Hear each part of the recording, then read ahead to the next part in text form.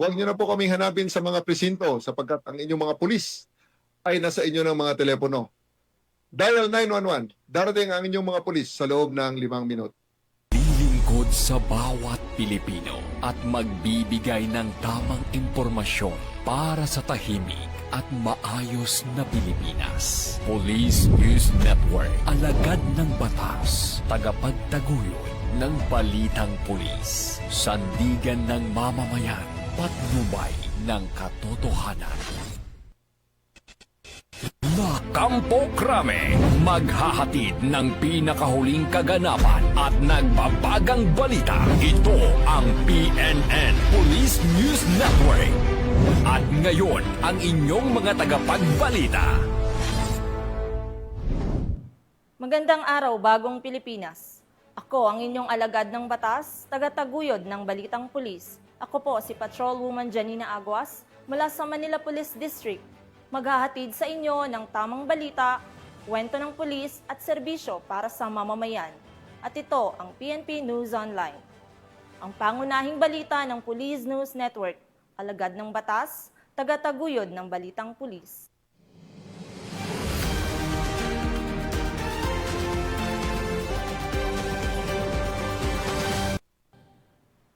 Narito ang mga balitang dapat niyong abangan.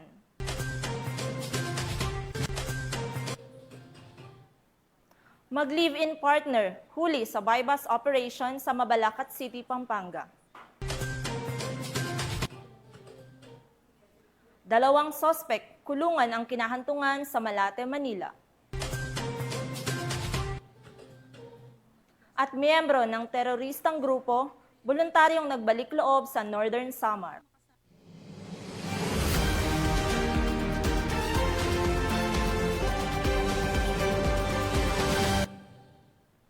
Narito ang mga balitang hatid ng ating PNN correspondents mula sa iba't ibang panig ng bansa.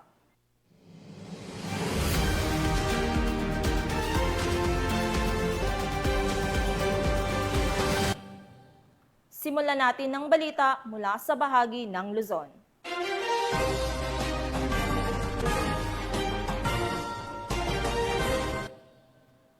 Bilang pakikiisa ng mga tauhan ng Regional Police Community Affairs and Development Unit Cordillera sa pagdiriwang ng ika-51 Nutrition Month, naging isang matagumpay ang paghahatid ng police presence at paghahatid ng mensahe para sa mga residente ang naganap sa Bangged, Abra.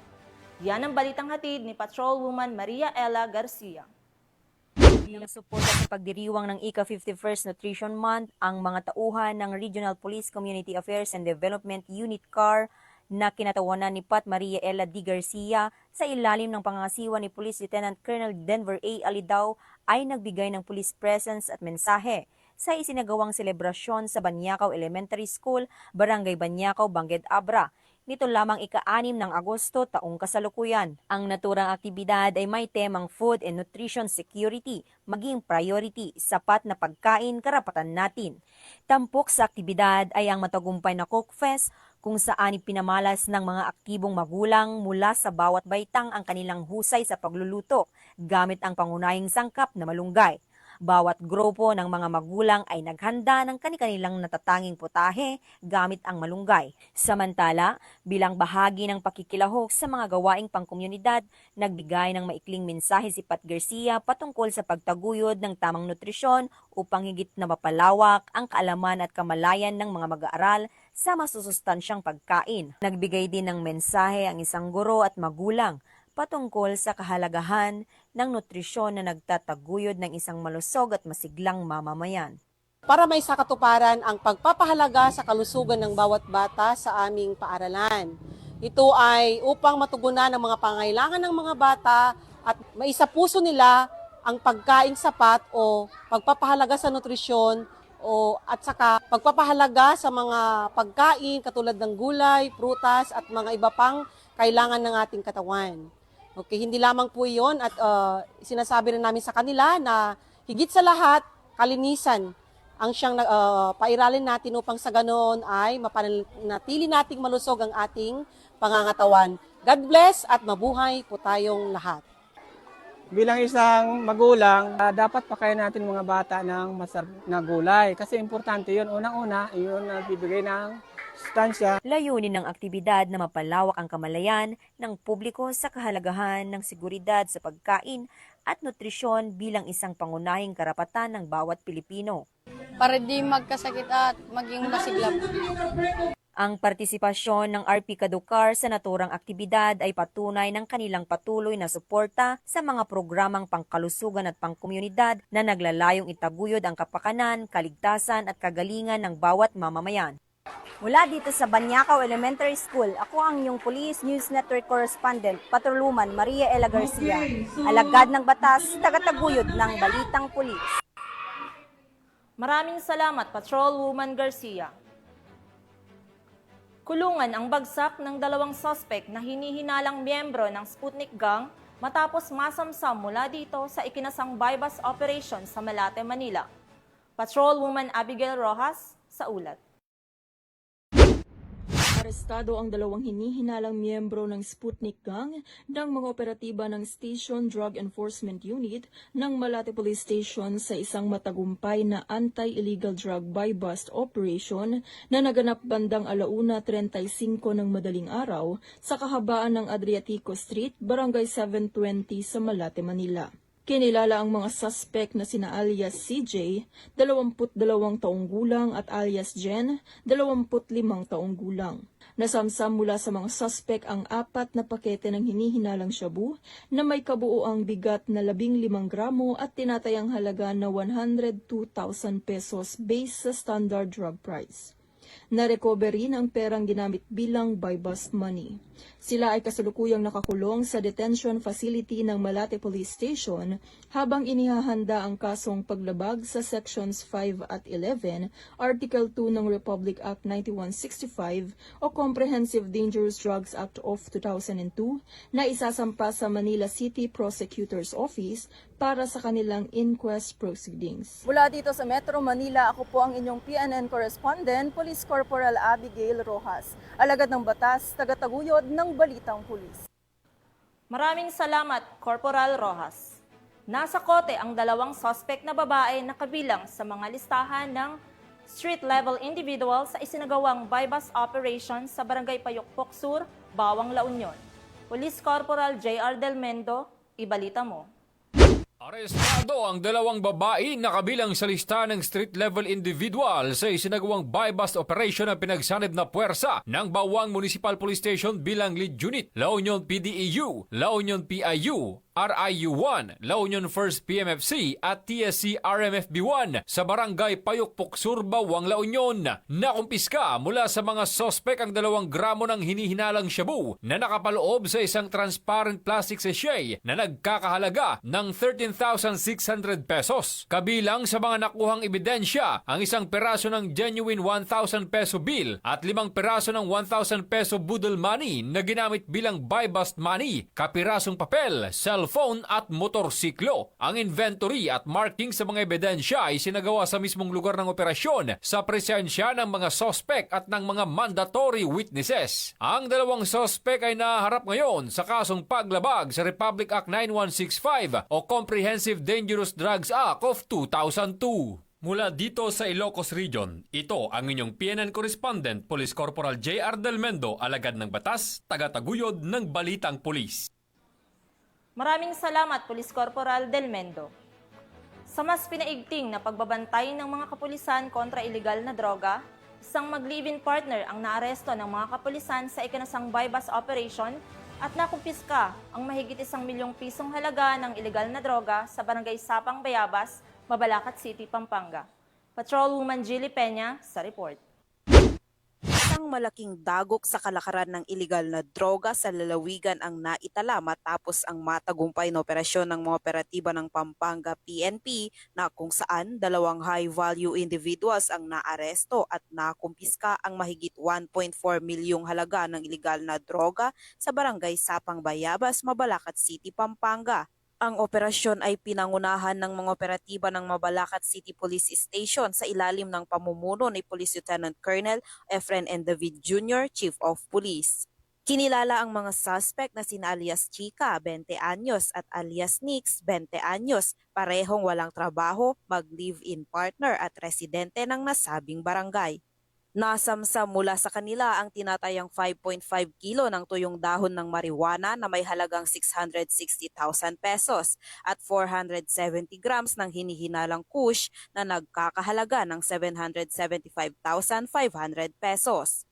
Umabot sa kabuang 1,435,500 pesos ang tinatayang halaga ng nakumpiskang iligal na droga. Ang mga suspect at ebidensya ay agad na dinala sa Mabalacat CPS para sa tamang dokumentasyon at disposisyon. Kasalukuyang inihahanda ang mga kaukulang kaso laban sa kanila sa ilalim ng Republic Act 9165 o ang Comprehensive Dangerous Drugs Act of 2002. Nagbigay naman ng babala si Police Colonel Eugene M. Marcelo, Provincial Director ng Pampanga Police Provincial Office sa lahat ng sangkot sa illegal na droga na hindi titigil ang mga kapulisan hanggat hindi nalilinis ang lalawigan sa mga illegal na gawain. Tulad nga po ng mga sinabi ko, hindi po kami titigil hanggat hindi natin nakukuha yung puno ng mga ito. We will be relentless on this. Ito po ay direktiba ng ating regional director na mas pagigihin pa, tignan kung sino ang puno, ang pinagagalingan nito para tuluyan na po itong matigil. Ang tagumpay na ito ay patunay na walang humpay na kampanya ng Pampanga PPO laban sa illegal na droga, alinsunod sa direktiba ng Chief PNP Police General Nicolas D. Torre III na pag-ibayuhin ang laban kontra kriminalidad para sa mas ligtas na pamayanan ng bawat mamamayan. Mula dito sa gitnang Luzon, ako ang inyong PNN correspondent, Patrolwoman Gili Advincula Peña, alagad ng batas, tagataguyod ng balitang pulis. Maraming salamat, Patrolwoman Peña.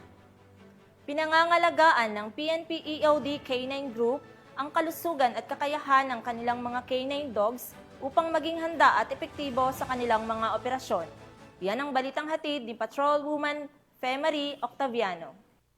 Po tayong nandito ngayon sa PNP EOD K9 Group kung saan ibabahagi nila kung paano nila pinapanatili ang kalusugan at training ng isang K9 dog. Mahigpit na pagsasanay at masusing pangangalaga sa kalusugan.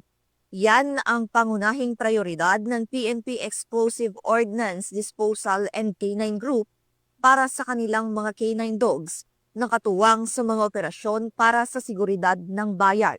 Sa pamumuno ni Police Brigadier General Albert G. Magno, Director ng PNP EOD K9 Group, sinisiguro ng unit na ang bawat K9 ay dumaraan sa regular na pagsusuri ng mga veterinaryo bago, habang at matapos ang kanilang deployment. Ito ay upang matiyak na ang mga ito ay nasa maayos na kalagayan at handang gampanan ang kanilang mahalagang tungkulin. Ako po si Police Staff Sergeant Christian Valenzuela, Assistant Veterinarian po dito sa K9 Operations Division, PNP EOD K9 Group.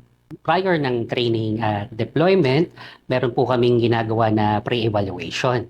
So nagkakandak po kami ng mga laboratory tests kung saan po tinitiyak namin na nasa normal parameters po ang kanilang mga dugo, ang kanilang katawan, kung maayos, bago po sila isabak sa training at sa deployment. Ayon sa mga eksperto, ang tanging nutrisyon ay mahalaga upang mapanatili ang lakas, konsentrasyon at tibay ng mga asong ginagamit sa operasyon.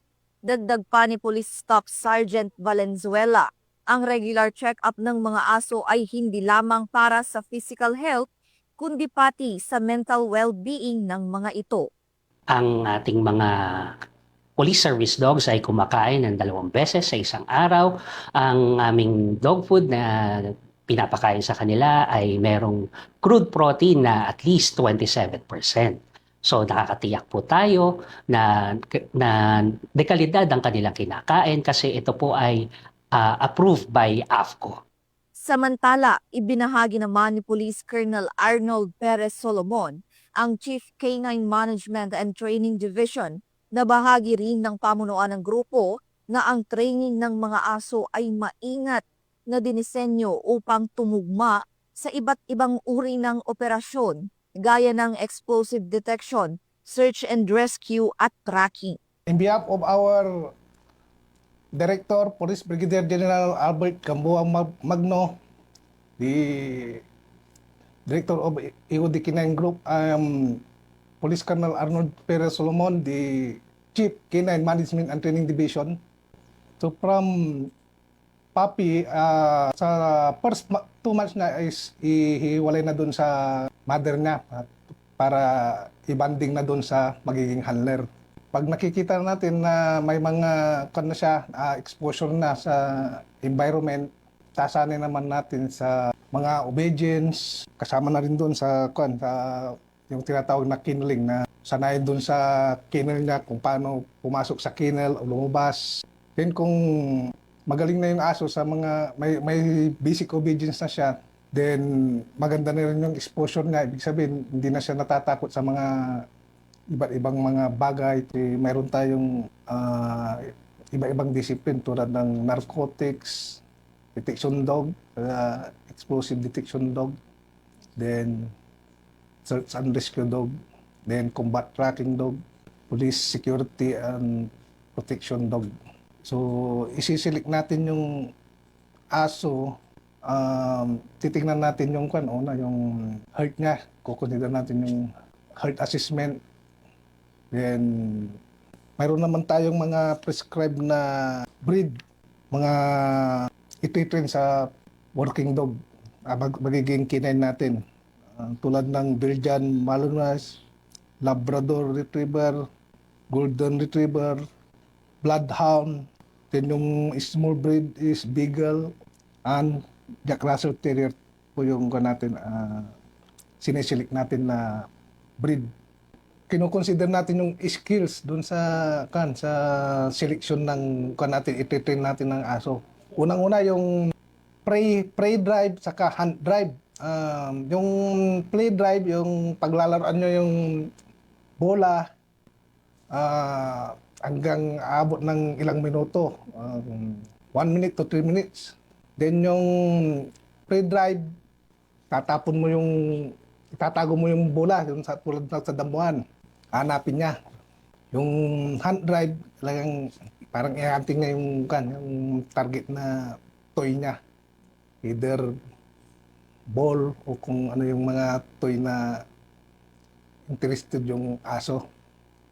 Pag may malakas yung hunt drive niya, nakikipag-agawan pa yung, dapat hindi niya binibitawan yung toy niya. So, yun ang mga sinisilik naming aso kasi madaling i-train nyo na yung ganun, mga aso. Compare doon sa mga walang ganong drive, mas mahirapan tayong mag-training pag walang drive qualification yung aso. Para sa PNP EOD K9 Group, ang tagumpay ng bawat operasyon ay hindi lamang nakasalalay sa husay ng mga trainer, kundi pati na rin sa lakas, talino at kalusugan ng kanilang 4 na paang katuwang. Sinisiguro naman ng PNP EOD K9 Group na handa at nasa pinakamainam na kondisyon na ang kanilang mga K9 dogs, mula sa mahigpit na training hanggang sa masusing pangangalaga sa kalusugan, upang patuloy na maging matatag na katuwang sa pagpapanatili ng kapayapaan at kaligtasan ng publiko. Ang ating mga police service dogs ay merong araw-araw na health assessment. Bukod doon, meron din tayong monthly health assessment na ginagawa sa kanila. At doon sa mga malalayong regions, RECUS, meron po tayong programa, ang e-consulta, kung saan po online, nakakausap po ng mga dog handlers po natin ang ating magagaling na mga veterinaryo. So sa mga aso nyo po, meron man tong breed o kumbaga Aspen, wag po mag-atubili na sumangguni lagi sa sa inyong mga veterinaryo para makasigurado na maayos ang kanilang kalusugan. Lagi po na i-update ang kanilang mga bakuna, ang kanilang pagpupurga, at magpaprograma po na para makaiwas po sa mga parasitiko. Yan po, maraming salamat. Mula rito sa PNP EOD K9 Group, dito sa Campo Crame. Ako ang inyong PNN correspondent, Patrolwoman Femery Octaviano, alagad ng batas, taga-taguyod ng Balitang Pulis. Maraming salamat, Patrolwoman Octaviano.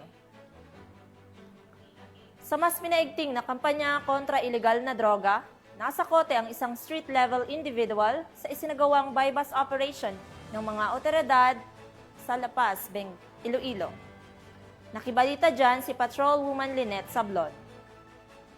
Arestado sa street-level individual sa ikinasang bypass operation ng Station Drug Enforcement Team ng Iloilo City Police Station 2 sa ilalim ng pamumuno ni Police Captain Jeffrey Delgado, Officer in Charge ng ICPS 2. Nito lamang ika-6 ng Agosto taong kasalukuyan sa Zone 4 Barangay Gustilo, La Paz, Iloilo City. Kinilala ang suspect na si alias Elmer, 35 taong gulang, walang permanenteng trabaho, residente ng Barangay Concepcion City Proper, Iloilo City, ngunit pansamantalang naninirahan sa Zone 4 Barangay Enjoy, La Paz, Iloilo City. Ayon sa investigasyon, ginamit ng mga operatiba ang halagang 1,100 pesos bilang bypass money na nagresulta sa pagkakumpiska ng isang sachet ng hinihinalang shabu. Bukod dito, nakumpiska rin ang karagdagang 5 sachet ng illegal na droga mula sa isang coin purse na nakuha sa bulsa ng suspect. Umabot sa higit kumulang 10 gramo ng kabuuang bigat ang nakuha ang suspected shabu na may street value na tinatayang 68,000 pesos. Bagamat itinanggi ng suspect na siya ay nagbebenta, inamin naman niya na siya ay gumagamit ng illegal na droga. Kasalukuyang nasa kusdiya ng ICPS 2 ang suspetsado para sa dokumentasyon habang inihahanda ang mga kaukulang kaso laban sa kanya. Sa bawat matagumpay na operasyon, pinatutunayan ng Philippine National Police ang kanilang matatag na paninindigan para sa kapayapaan at kaayusan ng ating komunidad. Mula rito sa Western Visayas, ako ang PNN correspondent, Patrolwoman Lynette Sablon, alagad ng batas, taga-taguyod ng Balitang Pulis.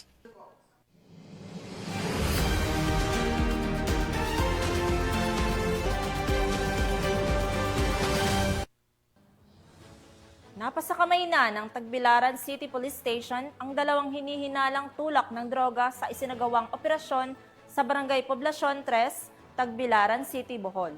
Nakatutok sa balitang yan si Patrolwoman Judith Nicanor. Matagumpay na naaresto ng mga operatiba ng Tagbilaran City Police Station ang 2 hinihinalang tulak ng iligal na droga na nasa drug watch list ay sinagawang bypass operation ito lamang nakaraan sa Barangay Poblacion 3, Tagbilaran City, Bohol. Kinilala ni Police Lieutenant Colonel John Karin Oliveros Escobar, hepe ng naturang istasyon ng suspect na si alias Miloy, 35 anyos, isang construction worker residente ng San Isidro, Dawis, Bohol, at ang kasamahan nito na si Raymond, 32 anyos, isang electrician residente ng Kanhulaw, Hagna, Bohol. Dakong alas 11:28 ng gabi na ikinasaang naturang operasyon na humantong sa pagka-aresto sa mga suspect at pagkasamsam ng isang large size at isang medium size heat-sealed plastic cellophane ng hinihinalang shabu na may kabuang timbang na 25 gramo at may standard drug price na 170,000 pesos at bypass money. Kasama din sa mga nakuwang ebidensyang isang unit ng Technospark na cellphone, isang black pouch at isang Yamaha Sniper 150. Ang 2 suspect ay pansamantalang nakakulong sa custodial facility ng istasyon habang inihahanda ang kasong paglabag sa Section 5 at 11, Article 2 ng Republic Act 9165 o ang Comprehensive Dangerous Drugs Act of 2002. Magandang araw po sa ating lahat. Ako po si Police Lieutenant Colonel John Karin Oliveros Escobar, ang Chief of Police ng Tagbilaran City Police Station.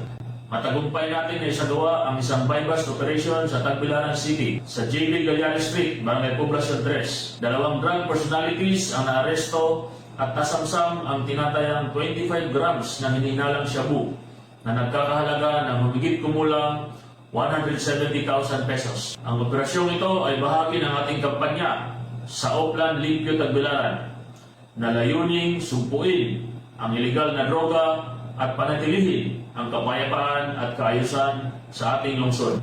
Lubos po ako nagpapasalamat sa suporta ng ating partner agencies at sa tiwalang ibinibigay nila sa ating mga kababayan.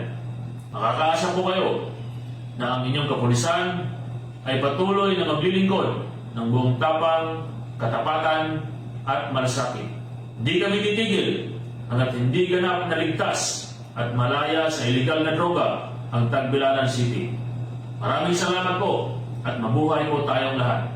Patunay ang matagumpay na operasyong ito sa patuloy na kampanya ng Pambansang Pulisya ng Pilipinas laban sa iligal na droga para sa kapayapaan at kaayusan ng komunidad. Mula dito sa Central Visayas, ako yung Police News Network Correspondent, Patrolwoman Judith Nicanor, alagad ng batas, tagataguyod ng Balitang Pulis. Maraming salamat, Patrolwoman Nicanor. Sa mas pinaigting na kampanya kontra terorismo, voluntaryong nagbalik loob sa pamahalaan ang isang dating miyembro ng terrorist group sa Barangay Imelda, Mondragon, Northern Samar. Patrolwoman Camberley Flores, ibalita mo. Voluntaryong nagbalik loob sa pamahalaan ang isang miyembro ng Communist Terrorist Group sa Barangay Imelda, Mondragon, Northern Samar. Ang pagbabalik loob ay resulta ng matagumpay na panawagan at pagsisikap ng mga tauhan ng 803rd Maneuver Company Regional Mobile Force Battalion 8 kasama ang 2nd Northern Samar Provincial Mobile Force Company, Mondragon Municipal Police Station at 43rd Infantry Battalion 8 Infantry Division, Philippine Army. Samantala, nakatanggap naman ang nagbalik loob ng agarang tulong na bigas mula sa mga kapulisan. Ang nasabing surrendery ay nasa kustodiya ng 803rd Maneuver Company RMFB8 para sa kanyang posibleng enrollment sa programa ng ating gobyerno na Enhanced Comprehensive Local Integration Program o ECLIP. Patuloy ang panawagan ng pambansang pulisya sa iba pang mga miyembro ng CTGs na iwaksi na ang maling ideolohiya at magbalik loob sa ating pamahalaan upang makasama ang pamilya, mamuhay ng payapa at patuloy na sumuporta sa mga programa ng ating gobyerno. Mula dito sa Eastern Visayas, ako ang inyong PNN Correspondent, Patrolwoman Flores, alagad ng batas, tagataguyod ng Balitang Pulis. Maraming salamat, Patrolwoman Flores. Narito naman ang mga balita mula sa bahagi ng Mindanao.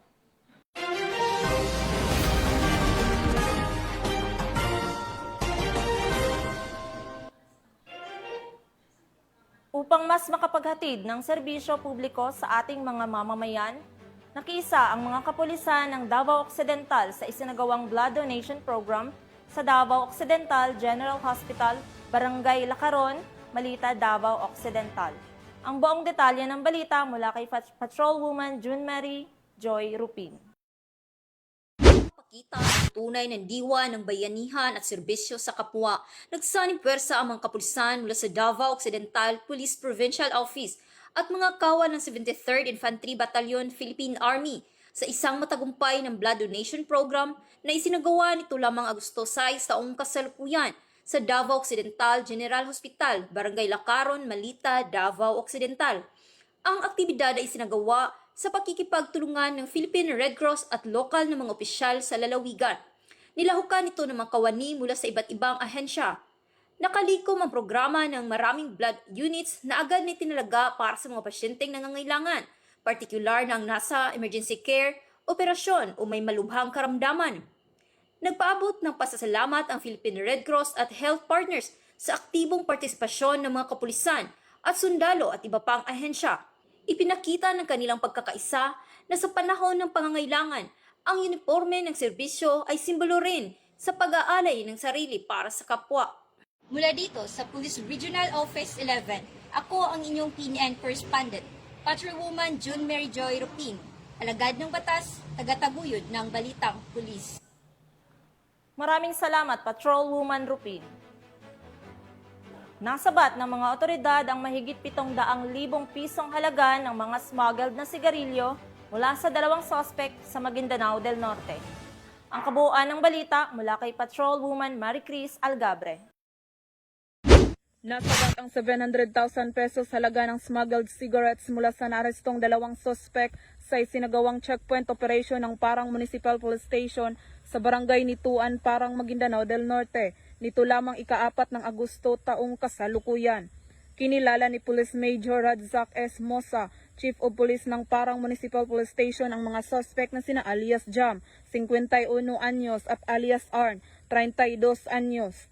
Bandang alas 3:30 ng hapon nang isagawa ang naturang operasyon ng mga tauhan ng Parang Municipal Police Station, katuwang ang Provincial Intelligence Unit Maguindanao del Norte, 1st Provincial Mobile Force Company, 1401st Regional Mobile Force Company at Regional Mobile Force Battalion 14A na nagresulta sa pagkakaaresto ng mga suspect at pagkakasabat ng mga puslit na UC na lula ng Isuzu van truck.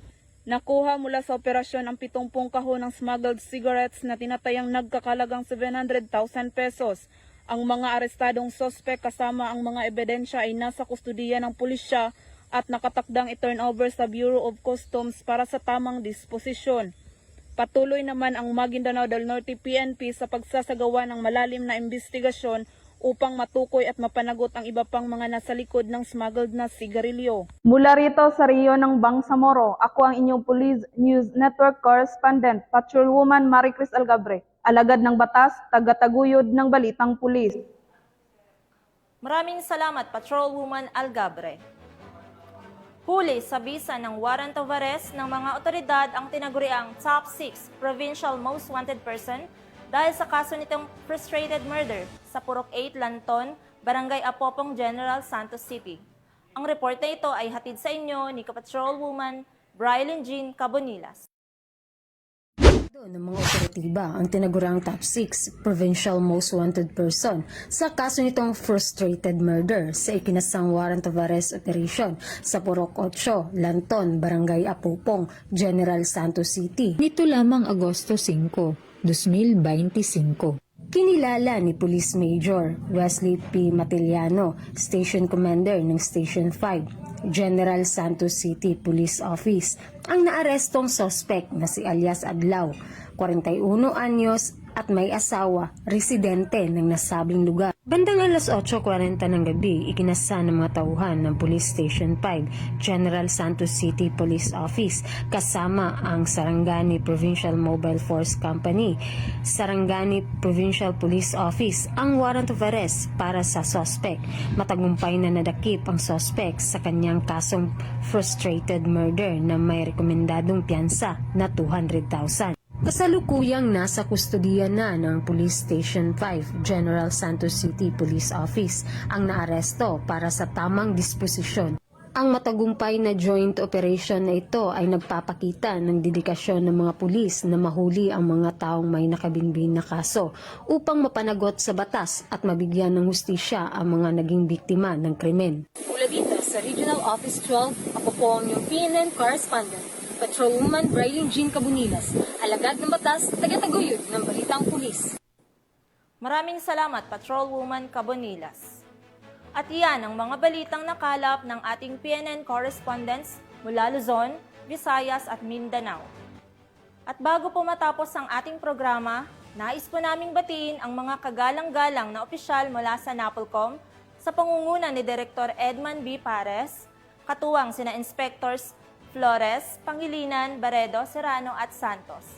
Maraming salamat po sa inyong paglalaan ng oras dito sa tanggapan ng Police Community Affairs and Development Group.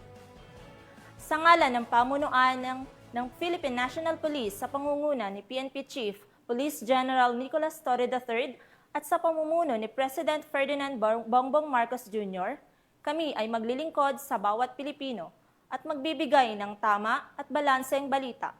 Dahil dito sa bagong Pilipinas, ang gusto ng pulis, ligtas ka. At bilang bahagi ng mas pinabilis at pinalawak na emergency response system, muli naming ipinaalala ang panawagan sa ating mga mamamayan na huwag nyo nang hanapin ang mga pulis sa mga presinto sapagkat sila ay sa inyo ng mga nasa telepono. Dial 911 at darating sila sa loob ng 5 minuto. Mula rito sa tanggapan ng tagapag-ugnay ng pambansyang pulisya, ako ang inyong alagad ng batas, tagataguyod ng balitang pulis, Patrolwoman Janina Aguas, mula sa Manila Police District. Maghahatid sa inyo ng tamang balita, kwento ng pulis at serbisyo para sa mamamayan. At ito ang PNP News Online, ang pangunahing balita ng Police News Network.